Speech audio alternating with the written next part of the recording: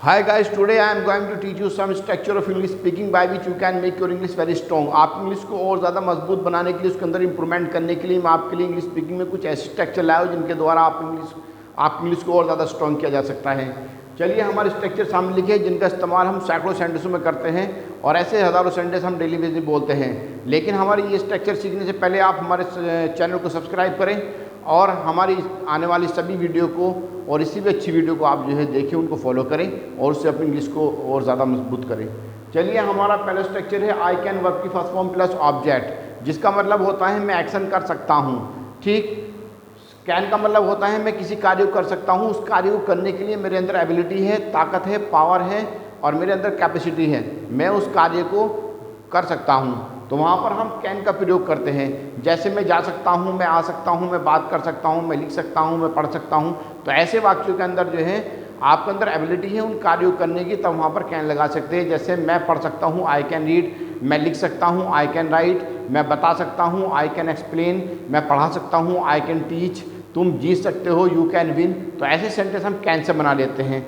चलिए इसमें एक एग्जाम्पल ले लेते हैं। जैसे मैं लिख सकता हूँ, I can write, I can write, मैं लिख सकता हूँ। I can write a letter, मैं एक लेटर लिख सकता हूँ। ठीक, मैं पढ़ सकता हूँ, आई कैन रीड। चलिए हम जो है इससे संबंधित कुछ एग्जाम्पल सब्जेक्ट के अकॉर्डिंग चेंज कर लेते हैं और उससे अपनी इंग्लिश की प्रैक्टिस करते हैं। जैसे वह खेल सकता है, ही कैन प्ले, वह लड़ सकती है, सी कैन फाइट, यह आ सकता है, इट कैन कम, वे देख सकते हैं, दे कैन सी, हम लिख सकते हैं, वी कैन राइट, मैं पढ़ा सकता हूँ, आई कैन टीच, तुम पढ़ सकते हो, यू कैन रीड, और राहुल जीत सकता है, राहुल कैन विन।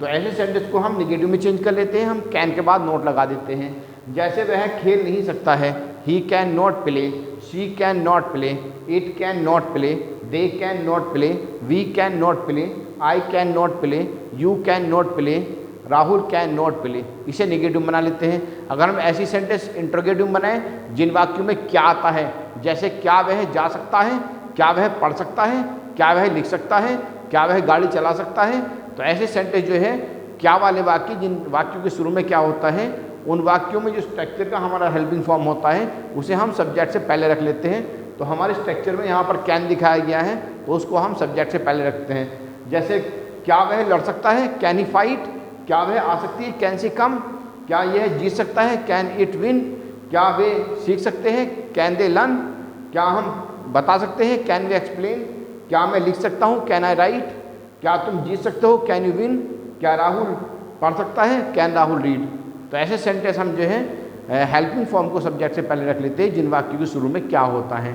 ठीक, अगर हम इनसे पहले क्वेश्चन वर्ड रखना हो तो हम जो है क्वेश्चन वर्ड रख सकते हैं। हमारे क्वेश्चन वर्ड जैसे वाट है, where, whose, whom, how, how many, how much, तो ये हमारे क्वेश्चन वर्ड है। इन क्वेश्चन वर्ड को हम सब्जेक्ट जो है हेल्पिंग फॉर्म से पहले रखते हैं। जैसे वह कब आ सकता है, वैन कैन ही कम, वह क्या लिख सकता है, वाट कैन ही राइट। तो ऐसे सेंटेंस हम क्वेश्चन वर्ड से बनाते हैं, उसकी प्रैक्टिस आप कर सकते हैं। चलिए हमारा नेक्स्ट स्ट्रक्चर है आई कुड वर्क की फर्स्ट फॉर्म प्लस ऑब्जेक्ट। ये जो है कैन का पास्ट होता है जिसका मतलब होता है मैं एक्शन को कर सकता था। ठीक, जैसे मैं जा सकता था, मैं लिख सकता था, मैं पढ़ सकता था, मैं देख सकता था, मैं बात कर सकता था, मैं सुन सकता था, मैं समझ सकता था। ठीक, और निगेटिव में मैं जा ना सका, मैं आ ना सका, मैं बात ना कर सका, मैं देख ना सका, मैं लड़ ना सका, मैं बोल ना सका। तो ऐसे सेंटेंस आप जो है कुड से बना सकते हैं। ठीक है, चलिए इसमें एक एग्जाम्पल ले लेते हैं और उससे अपनी इंग्लिश को इम्प्रूव करते हैं। चलिए आई कुड प्ले क्रिकेट, मैं क्रिकेट खेल सकता था।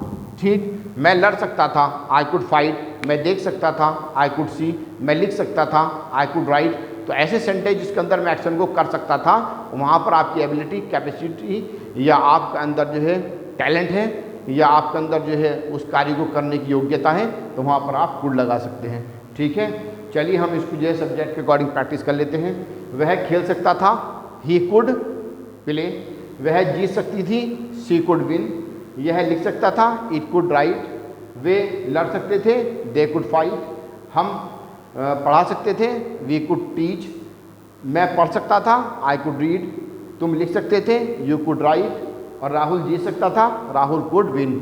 तो हम इस तरीके सेंटेंस सैकड़ों सेंटेंस डेली बेसिस में बनाते हैं कैन कुड से, उनका हम बहुत ज़्यादा इस्तेमाल करते हैं। इसलिए कैन और कुड सीखना हमारे लिए बहुत ही ज़रूरी है। इसको सीखें और अपनी इंग्लिश स्पीकिंग में कहीं ना कहीं आप जो है इनका इस्तेमाल जहाँ भी करते हैं वहाँ पर करें।